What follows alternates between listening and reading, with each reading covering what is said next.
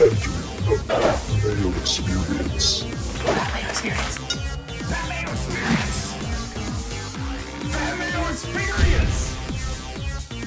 Experience. Welcome to the Pat Mayo Experience, the TOUR Championship DraftKings picks, preview, and an attempt to break down the proper strategy of what's going to happen in this 30-man field with wonky DraftKings pricing. If you want to get into a draw for $20 DK, here's what you do. Smash the like button for the episode, leave your DraftKings handle in the comment section, and give me like a 2-line description of the strategy that you're taking this week, in case Rick and I haven't thought of it, and I look at it, I'm like, hey, that's a pretty good idea. I'm going to copy that one. So, you don't have to release all your secrets, but if you're spitballing something, leave that in the comment section. Boom, you're in the draw for 20 DK bucks, just like you are. If you rate on iTunes 5 stars, subscribe to the podcast first, rate 5 stars, review it, DraftKings handle, something nice about the show, boom, you're in that draw as well. No PME open this week on DraftKings because, I barely know what I want to do this week. I don't know what I want to do. Hopefully after this conversation, I have a better idea of that, and you do too. I do want to recommend that everyone right now, if you become an annual member of FantasyNational.com, it brings you all the way through the Tour Championship next year. You get that full scope of golf, and I'm not going anywhere for the swing season. We're going to have DraftKings shows for every single tournament, trying to win those big bucks. And as you may know, using those Fantasy National tools, that the swing season can be uber profitable to find out the sleepers that no one else is on. That's how you learn about all these players that are up and coming, graduating from the web tour, or just starting their season off hot that you want to get on. It was extremely successful the last 2 years. I have no doubts that it's going to be successful for a third year in a row. So FantasyNational.com, get it in you. Become a member today. Joining me on the line, someone who has created the craziest Excel sheet that I've ever seen, Rick Gehman, at Rick Run Good from DFS. No, are you at Rick Run Good or are you at DFS On Demand now? Now I can't figure it out. Sorry, that's my fault. At Rick Run Good, the site is still DFS On Demand. All right, so go there and check everything out. So Rick is this the most you've ever nerded out over anything in your life? Oh, maybe. The match play's close. I nerd out over the match play and trying to figure out how to get the right guys from the right quadrants and all that stuff. But this is very close to that. So just to break it down, like Justin Thomas is $15,500. People don't know. People are starting at different spots on the leaderboard. And at the very end of the show, I'll go over some of my bets here without the stroke adjustments because I want to get your take on that too, Rick. But $15,500, he starts with a 2-stroke lead over Patrick Cantlay. The starting position has been factored into the DraftKings price. So Justin Thomas, because he's $15,500, starts with a 30-point bonus for being in first place. He doesn't get credit for any of the scoring, any of the birdies or any of the bogeys or anything like that, but he'll start with an extra 30 points. Patrick Cantlay will start with an extra 20 points. Now, that could immediately flip if Justin Thomas bogeys the first hole and Patrick Cantlay eagles the first hole. This is a hypothetical scenario that all of a sudden Patrick Cantlay would have 30 bonus points, plus he'd have those eagle points where Justin Thomas would have a negative and he would lose 10 points at the same time. And then we scroll all the way down to like the bottom of the list, and we're not used to seeing players below $6,000, but that's what we have this week, and that's how you can construct your rosters properly. But you've ran a lot of algorithms on this, and I'm looking at your Excel sheet right now. Paul, do you want to bring up the Excel sheet just for a second so people can get an idea of this? If you're watching the video version, this is what Rick has created here. That I had to put in a 99th percentile performance from Jason Kokrak in order to get him into the winner's circle. So I thought that was kind of crazy. So how are we going about this? Just to start off from there. So yeah, if I go 99, boom. Oh no, I put in 9,999. That's not good.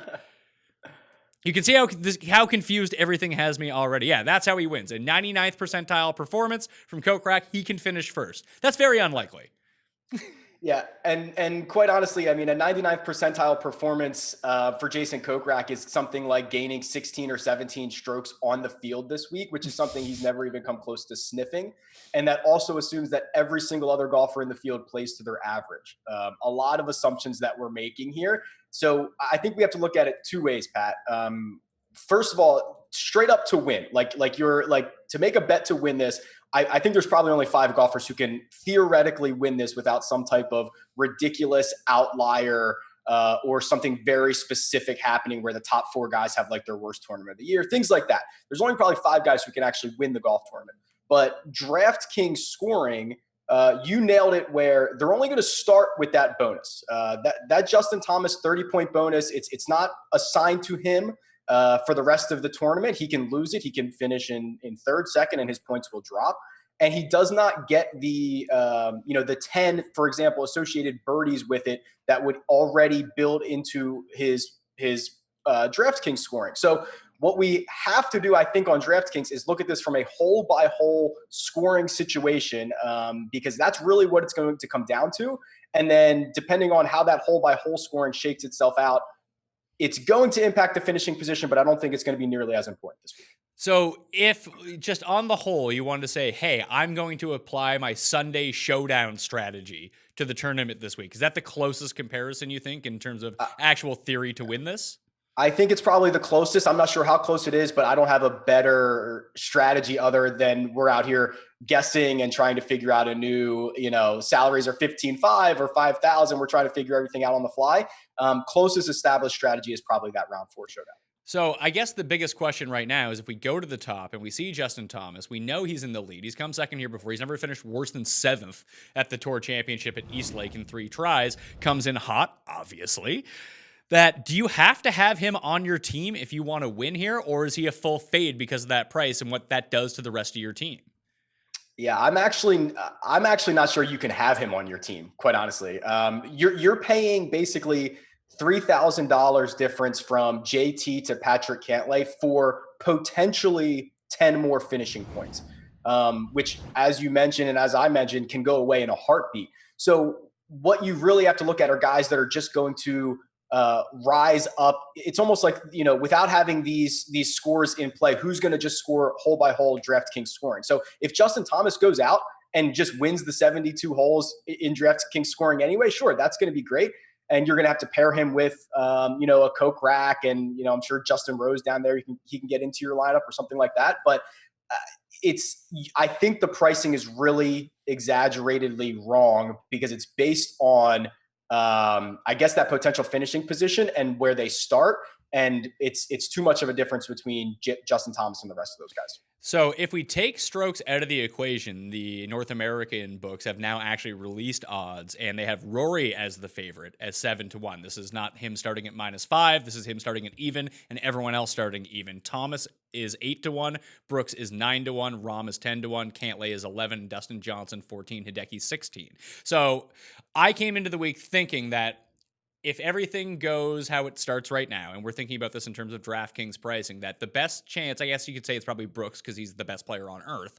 But in the way that you have to start certain amount of strokes behind, that you need one of your players to really go low one of these days, or the top to just implode, which at Eastlake is it's in the range of outcomes, but Thomas has just played so well here over the year that I would think that someone needs to come and beat him if that's going to be the case. And of the guys who have a chance to win, Rory would be that guy for me. But it sounds to me like everyone's kind of on the same page with that. And I think they should be. Rory is the only guy who legitimately has the upside to make up the number of strokes that he needs to make up. Basically, what we've seen over the course of the last handful of years is you're going to need to gain at least 10 strokes on the field to win this golf tournament. When you start factoring in how many strokes you're starting back, Rory needs to make up something like 12 or 13 strokes on the field. And he's like one of the only guys who is in his starting spot that can actually do it. Now, when it comes to DraftKings scoring, which is a completely different animal, he should be the favorite because he does score more just hole to hole, birdies, eagles, bogeys. When you add it all up, he averages more per tournament than anyone else in this field. His upside is higher than everyone else's on the field, so he should be your favorite. He's going to be popular. Everyone's going to own him. He's in the perfect spot. So I don't think it's wrong. You're just probably going to have to differentiate in different ways, and there's a lot of ways to do it this week. Yeah, I think that's potentially the case. So what are the best ways to differentiate your team? And if people don't understand what we're talking about, it's if you take the chalkiest lineup possible, then all of a sudden that if you do, and I mean, frankly, it gets to a situation where, look, if you win a giant GPP and you split it with 8 other people, you're still happy that you won. You would prefer not to do that, though. So leaving money on the table is obviously going to be the easiest way to go about that. But how much money are we talking about leaving on the table here? Normally in a given week, I'd say it's $500 makes you one of the most unique lineups. This week, I think it might be 1,000 or 1,500. I've already made a couple of lineups that I'm really, really comfortable with that have $1,500 sitting there on the table. I don't think people are usually going to go that deep. No matter what we say, no matter what they do, it is like the human nature to go up and try to spend as much as they can. People don't like to leave money on the table. They think they're leaving points on the table. So I don't think it's anything crazy. I don't think it's $5,000-$6,000. I think it's like $1,000 or $1,500. So in the case of not having to get your lineups duplicated, we think that Rory is going to be a very popular play. One of the ways to do that is you can take the chalkiest guy on the board if you want. You have to figure out ways around that. One is leaving money on the table. Two is just not pairing him up with the next chalkiest guy. And it does feel like Justin Rose is going to be the highest owned player in this entire pool. Yeah, I'm not sure it's close. I mean, he's $6,900. He's one of the best players on the planet. As soon as the pricing came out, Twitter exploded and was like, well, Justin Rose, like lock him into every lineup. So yeah, you're right. If you start Rory Rose, you better get really creative after that because you're probably going to have the two chalkiest guys.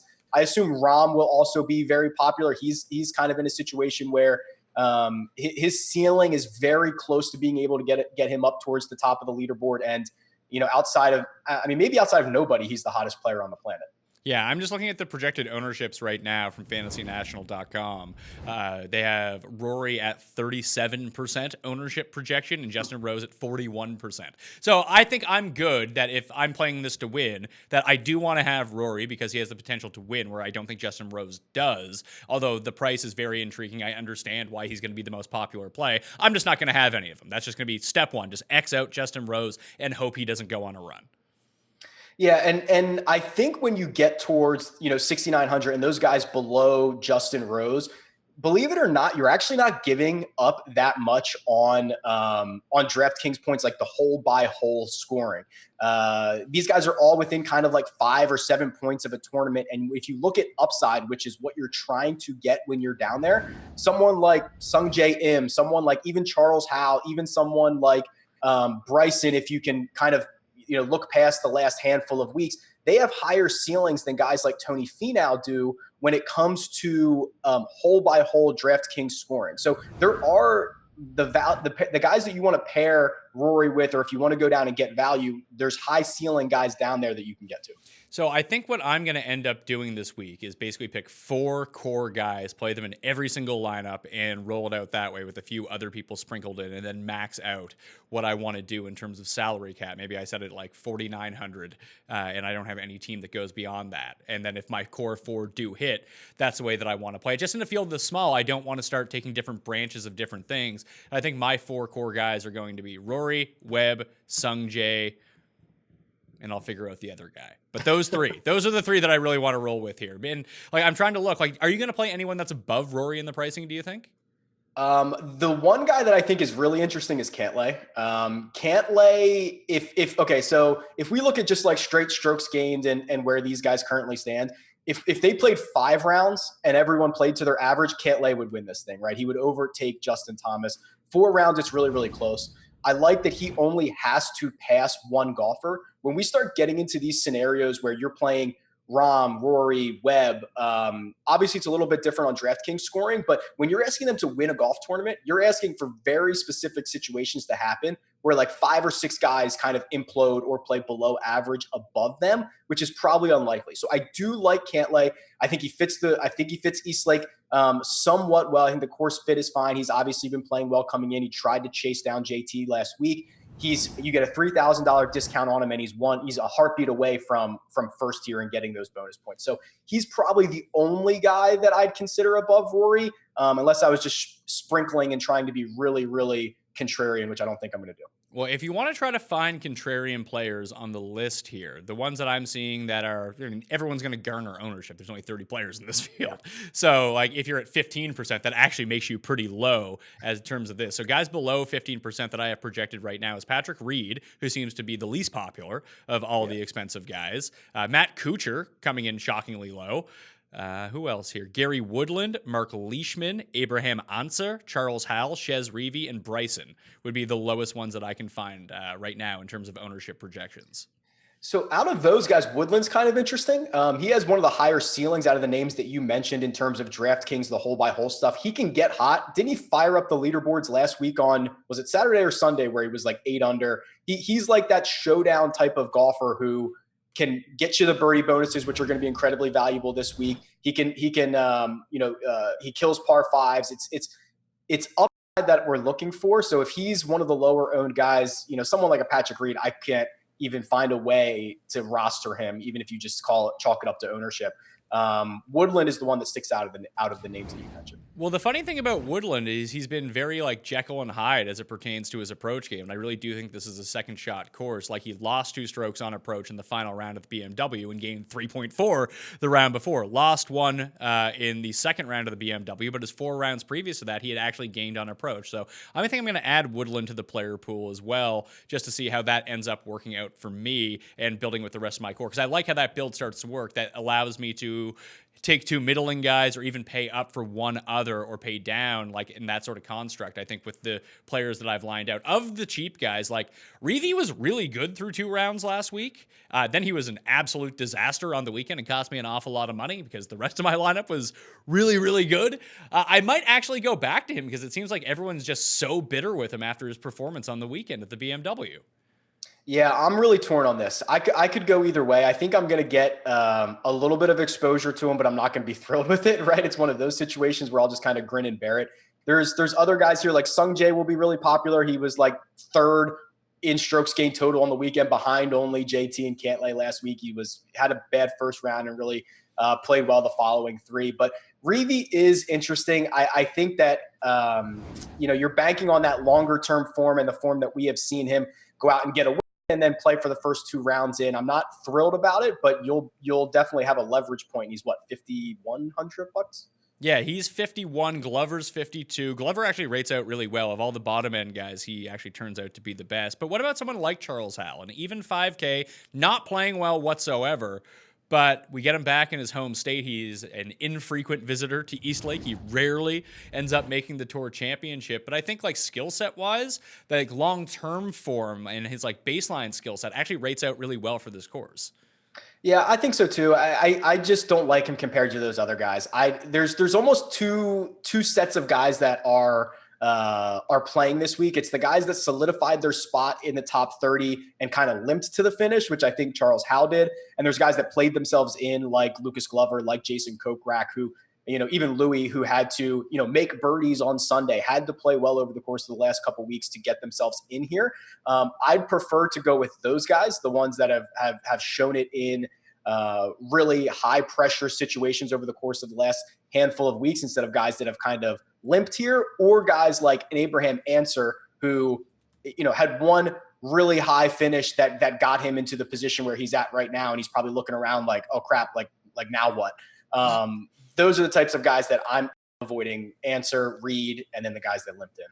So the biggest thing that I looked at here as it pertained to Eastlake, I went back and I looked at all the winners and tried to come up with some sort of correlation between Eastlake and other courses. And shockingly enough, it was a Donald Ross course that I went back and looked at. And the top end guys don't play Sedgefield all that often. But if you go back and look at the players that have gained the most strokes at Sedgefield over the years, all tend to play really well at Eastlake. Like Billy Horschel is like the Wyndham Championship, like one of the top 5 strokes gained like ever at that course. He's won the FedEx Cup. Snedeker has won there twice. Someone like Webb Simpson, that's why he's on my radar this week. Plus, we're back on Bermuda Greens, which I really enjoy. He's won that event before. Patrick Reed is really the one that sticks out to me, that I know he doesn't have a good Eastlake history, but is he just playing so well right now that you kind of give him the benefit of the doubt, knowing that he's going to be the cheapest of all these guys, and he is still within striking distance of actually winning this event? He is within striking distance, but if you actually go look at what he's going to need to do compared to like his long-term form, he's going to have he's going to need like a 90th percentile finish, which we've seen him do once, but it happened to be like 3 weeks ago at the Northern Trust, right? So you're basically asking him to go out and have like the second best tournament in the last 18 months after the first best one was like 3 weeks ago. I don't know how likely that is. I think because he thrust himself towards the top of this leaderboard by winning the Northern Trust, he's now kind of, I don't want to say he's like wasted it, but he's now priced accordingly. I'd like to see him, if he was starting at 2 under or 1 under, I'd almost like him more, because I know his salary would look at that and it would be a lot cheaper. So it's just too much for me. I don't think he really has a realistic chance of winning this golf tournament. So I'm going to say Eastlake, Sedgefield, Heritage in the Players Championship, just looking at sort of the track record from the Wyndham Championship as well. So Webb has won the Players, played okay at Eastlake. He has 1-2 seconds at the Wyndham and a win. Jordan Spieth has won at Eastlake. He has a runner-up finish at the Wyndham Championship. Who else here? Bill Haas has a runner-up at the Wyndham Championship. He's won Eastlake before as well. Like I mentioned, Billy Horschel is another one. Snedeker's won that tournament twice, played really well at the Players this year. So I think that's the route that I'm going to go. There does seem to be a very specific type of player who tends to do well at this course year after year. Yeah, I like Webb. Webb is one of these guys where if everyone just plays to their average, he's going to move up on the leaderboard. The guys above him, whether it's Abraham Answer, who is actually starting at -4 with him, Kuchar's kind of struggling a bit right now by his standards. Webb's a guy, if you just play 4 rounds and everyone plays to his average, he's going to be moving up the leaderboard. So he kind of has a little bit of built-in safety for me. I suspect he's going to make. You mentioned he's going to be in your core, Pat. I think he's going to be in a lot of my lineups as well, just kind of as that plug and play safe option. I don't think I have to worry too much about Webb. I know he can compete in big fields. I know that he can show up and he's not going to kill me, and then try to find ways to make lineups around that. I think he's a really good, just like safe plug and play. When I ran my modeling on Fantasy National and my key stats I wanted to punch in this week, do you know who ended up coming number 1 over the past 24 rounds? It's surprising, but he has won a Players Championship in the past. I mean, it's not Rory, is it? It's Adam Scott. Oh, Adam Scott. That's terrifying. I don't want to use that guy. No, especially, it's the putter thing I think is a little overblown. I think he's obviously going to be using the flat stick.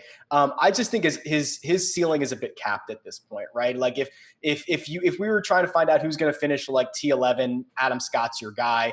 Probably maybe even a little higher than this because there's only 30 guys in the field. But I just don't see how he gets there. Like this is a big math problem that we're trying to solve, and there's very specific situations in which Adam Scott can fly up the leaderboard, and I don't really like any of them to happen. I think that Brandt Snedeker is going to be incredibly popular, which I understand. He's won at this course before, coming off a nice finish last week, but he was such smoke and mirrors last week in how he actually ended up near the top of the leaderboard, chipping in on like 3 separate holes, gaining like 5 strokes putting in one of the rounds that along with Justin Rose, if he's the one who kills me, he's the one who kills me, that's fine. But I think I might be putting an X through his name as well. I think that's fair. And I think there's a decent pivot in Paul Casey, who's I think only $300 more expensive than him, which I haven't heard a lot of anything around Paul Casey. And we've seen him get hot at times, right? And I'd much prefer a chasing Paul Casey, which is the situation that he's going to be in. He was on the coverage a ton for PGA Tour Live last week, watched a lot of him. He was firing darts. He always gets in trouble a little bit. Obviously his putter's bipolar, but he can absolutely throw darts, and we want to see him in a situation where he's got to make up 5 or 6 strokes, which he's going to have to do out of the gate. And I think he's a guy in that mid 7,000s that no one's really going to be that interested in. Yeah, him and Kevin Kisner at $6,600 kind of caught my attention too. If I talk about the Players and I talk about Heritage, I mean, those are Kevin Kisner courses. Shockingly, he putts better on bent than Bermuda, but he's a pretty decent putter. But the irons have been really good for like 3 months, and no one's really taken notice yet. Yeah, we've really just kind of I think trained ourselves for. We've now seen. I think Jeff made this point on your show yesterday. It's like we've seen the same guys for 3 or 4 weeks, especially the guys that had to play themselves in. That it's like if you played Rahm 2 weeks ago, you're playing him again this week. It's almost like we're just conditioned to continue to roster the same 6 guys or the same core. Without kind of looking at different scenarios. And I'm guilty of it too, right? But this is a completely different animal. You're going to own 6 of the 30 golfers are going to be in every single lineup, which is something we only see once a year here. So I'm encouraging you to throw out like all of your logic and reasoning that you've built up in your brain over the course of the last couple of years and try something new this week. So I sorted by the last 12 rounds. So like who's hot right now with their irons. If we go through 1 to 10 in this field, it's Thomas, because they've all basically played the same tournaments now. So it is actually somewhat comparable. Thomas, Louis, Kisner, Finau, Scott, Connors, Webb, Casey, Shez, Brandt, Snedeker are your top 10 in strokes gained approach over their past 12 rounds. And I wonder where, I guess maybe it's not that many rounds or not enough rounds, but I thought Kokrak had been playing well with his irons as well recently. Does he pop up anywhere? I'm looking for him here. Kokrak is number 21 over the past 12 rounds. But if you adjust him to like 24, he gets exponentially better. And he's really good with these longer irons. He plays these longer par threes really well. I don't know what to do with Kokrak. I feel like people are going to be on him because they want, like, I want to actively root for Jason Kokrak. He got in on the 72nd hole last week. He's a fan favorite. People want to see him do well. That just sounds like a fate. It's almost like Corey Connors. Like anytime that you can play Corey Connors on like bent grass, play him. Anytime that he's not on that, he's not going to play well. Yeah, and Kokrak, at least, I don't know how much I'll get to him. Obviously, he offers the salary cap relief, but I think that at least the one benefit of him is his ceiling is pretty, compared to his peers, pretty good, right? I think he's got a higher ceiling than, according to my model here, Glover, Charles Howell, even Bryson. Like his ceiling's pretty good. It's close. It's within a point of each other. But when you go back and look at Eastlake, like this is an absolute second shot course. It's don't miss the fairway off the tee. Don't get stuck behind the trees and be able to hit your irons really, really well. And I like that.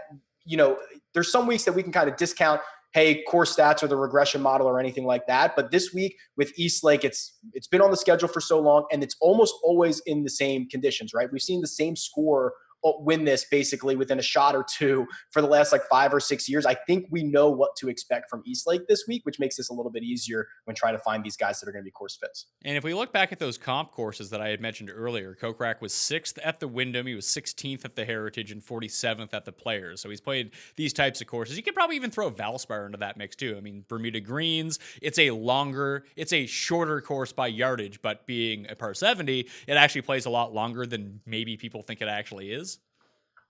Yeah, and I think those course comps are dead on, and I want to get your opinion on this, Pat, because there's a guy sitting there that I don't know how long into the show we're in, we haven't even mentioned yet. Dustin Johnson. Yeah. I don't know what to do with him, man. Like he's $8,400. We were going to talk about 29 of the 30 golfers, and we weren't going to mention Dustin Johnson, who's like one of the best players on the planet. I don't know what to do with him either. I think that this is a situation. I think you and I have talked about this. Are you going to be early or are you going to be late? And I usually tend to be early and try to play these guys before they pop, but really, really concerned about DJ at the moment. His best strength, which is that off the tee game, has not been good. I think he finally did gain strokes last week off the tee, but he's had probably 3 out of his worst 4 rounds in the past 18 months have been like in the last 6 weeks. He's just been really, really bad off the tee. And when that's your one really legitimate weapon at a course that's going to require you to be so good, I'm really, really nervous about it. Yeah, so he ended up gaining at the BMW Championship 0.5 in round 2, 1.3 in round 3, 1.9 off the tee in round 4. So the driving has come back, but the irons are suspicious, to say the least. Lost 0.6 of a stroke round 1, lost 0.3 of a stroke in round 2, lost 3.1 in round 3 and 2.5 in round 4. Those irons, like, he just seems off. It's really strange because Dustin's, we always think of him like as a robot, but it seems like someone threw some like sand into his supercomputer or something. Like he can't get all 4 facets of his game on the same page, which is just so peculiar for him. Like everything that we project onto Dustin Johnson, like historically, and the type of player that he is essentially what Rory has been doing all year. Dude, Rory, the fact that Rory is starting this tournament in like 5 shots back, he's had the best year out of almost everybody. I know he doesn't have a bunch of wins to show it, but he's been unbelievable. To go back to DJ, I think that, he lost something like 6.5 strokes on approaches last week, whatever that adds up to. It was the worst approach tournament I have in my database, which is like at least 3.5 or 4 years long. So I don't know. Do we call that an outlier and say, hey, he's going to bounce back? I mean, approaches is usually something that remains relatively sticky. I wouldn't expect him to lose 6 again this week, but what if he loses 2, or what if he only gains 1? I mean, I think there's a real concern. And then, yeah, Rory is not human. He's the robot. So I could be talked into that being an outlier performance from Dustin Johnson. That would make a lot of logical sense. And he's someone who's played East like really, really well over the years too. So I can get on board with that. If people want to take Dustin Johnson, I'm not going to talk him out of that. But I just look at Gary Woodland, who I've been kind of sold on at this point. He's $400 cheaper. He's playing better, and he's going to be less popular. So I think that move just makes a lot more sense to me. Yeah, I'm interested to see what that Dustin Johnson number is. I mean, obviously name value goes a long way, but to stick him down there in the mid eights and we kind of know he hasn't been great recently. I don't know what that number comes in at. Do you have it up there? Yeah, I have him as the highest owned guy of the 8K range. The only guy who's close is Tony Finau at $8,800. Like they're both at like between 22 and 28%, where Woodland I have projected between 10 and 15. Yeah, that's tough. When you get a guy who's half the projected ownership, like Gary Woodland, as you're indicating here, and in what might be a better situation, it might be playing well. It's really tough to kind of flip back and go to the other guy. So he might just be, DJ might just be crossed off my list at this point. I'm going to be it's going to be very funny when we see the actual ownerships from some of these big contests and they're just completely flat. Like there's no player over 25%, no player below 17%. It's like, oh, fantastic. And it's possible. I don't know how many lineups you've started to build already. Like you could basically make any lineup that you want. Even if you play JT, you play Justin Rose, like you'll have to fill it out with some of these guys down at the bottom. But like you can find hot guys down at the bottom, so you can make almost any lineup that you want. I mean, I've made great lineups, like I mentioned, leaving 1,500 on the table. I'm sure it's going to win the 100 or 200,000 this week. So it's kind of crazy what you can do. All right, let's talk odds without the actual starting, because that's out here right now. Like I mentioned, Rory 7, JT 8, Brooks 9, Rahm 10, 11 for Cantlay, 14 for Dustin, 16 for Hideki, 18 for Scott. Finau's at 20, so is Webb. I bet Webb, but I'm starting to think that maybe I should get on Gary Woodland. Gary Woodland's 50-1 straight up to win this event. I'm going to bet on that too. Those will be my two plays of the week, I think. Woodland at 50 and Webb at 20, because Webb is being offered at 20 based on his starting position odds. Like if Webb is good enough to come back and win this event starting 6 strokes behind or whatever he is, then he should theoretically just win outright too, I would think. One would think, and to even have him, we haven't even kind of talked about this little narrative yet, but to have the guys that are going to be chasing from, tee shot number 1 on Thursday morning and how that's going to change their mindset. I don't know. I don't even try to bother to get into these guys' heads and say, oh, they're, he knows he's 2 shots back or he knows he's got to make up 6 shots. I don't even get into that. But to be able to get Webb Simpson where he's got to kind of be foot on the pedal and then do it without having the built-in strokes, like that's a no-brainer. They're the same odds. I'd like to, what's Hideki at? I thought I saw him at like 25. Yeah, Hideki's 16 without starting strokes. That might be too low. He might have had his like 99th percentile performance last week. Yeah, and still couldn't win. Of course, I would have I would have bet him to win last week when he has his best ever performance and still can't win. That's fantastic news. Yeah, and there's some guys down here that like without strokes, I really do think Rory is the guy here. I'm not sure it's that close. I don't know if I want to bet him at 8-1. I think it's a little short. Yeah, would you bet Rory 7-1 with no strokes or 8-1 with strokes? Rory 7-1 with no strokes, or Rory 8-1 with strokes? No strokes. No right? strokes. Yeah, that's what I'm thinking too. But I mean, I feel like there's an angle on this I'm not seeing because that doesn't even make sense to me. Yeah, he's 5 back or he's not, and you're giving up 1 point. Yeah, sure. Yeah, that makes sense to me too. Right. Did you look at doing any doubles this week with like Hovland or people like Fitzpatrick and Stenson? I did a big one. I did Webb at 20 without strokes, Hovland, Stenson, and Scott McCarron. And my $6 bet pays $100,000. Guaranteed money. Free money. I tailed a portion of that. I have not put in any PGA doubles yet, but I have Hovland, Scott McCarron, and Henrik Stenson for like, I don't know what it is. Like a $4 bet pays out, I don't know, 2,600 or something like that. Yeah, I think I'm going to make those triples as well. The doubles, and I'll have Hovland, Stenson, Hovland, Fitz, and then I'll have the triple with McCarron on there with them as well. And I did bet Adam Svensson 55-1. Just I love Adam Svensson with it. So do I. And like I went back and looked at the guys on the Corn Ferry Tour that have won this event, and it's like Hadley and Sang Moon Bay, like the types of guys that Adam Svensson basically is. Yeah, exactly. The tee to green guys who can't putt. Yeah. I don't know. What was I going to say here? There is something interesting with, and I think it's going to take kind of a year to shake out and see where, okay, the thing that I'm seeing on Twitter all the time is, Sung Jae's, 9 shots back or whatever he is. He's going to fire at darts or fire at pins all week long, which is like, I guess that's true. But like, things can go wrong when you fire. Like, there's a reason that not everybody fires at every single pin on every single shot.